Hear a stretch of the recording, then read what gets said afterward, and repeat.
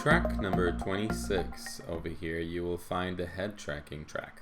If we'll open it, we'll see the control plugin.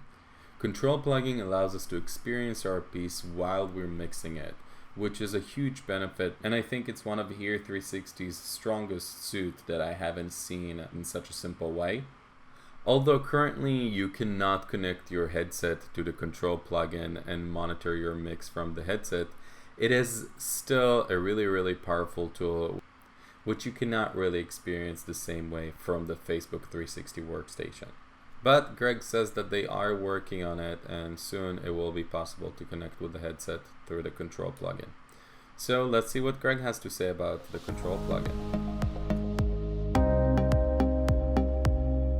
Control plugin, which allows for real-time head tracking and also connecting to an external video, which then you can head track using panning of the videos. So if I play this session, it's now moving my north, around. I'm basically just head tracking like you would. You know what I mean? Yeah, because you don't really have that. It's just like when I'm mixing, I'm always like, okay, I'm looking in front, and then you can't. Right, really but you want to maybe hear this and statically leave it that way while you're mixing, maybe, or automate this for hearing things differently. And that doesn't affect the print of your mix. It just allows you to hear head tracking. Okay, it doesn't sit on the master, or? It sits after the master. It's the information from the master is going there in order for you to hear different perspectives. Okay, awesome. So it's like a separate track just for that. Yes, exactly, right.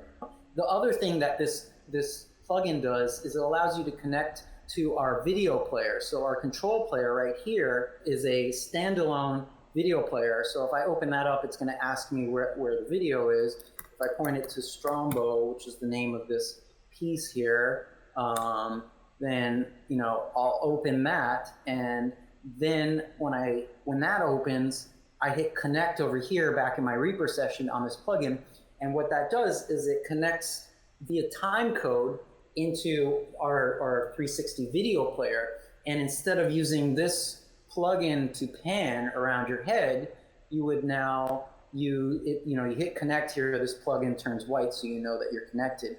You would now use this player right here, which I just opened.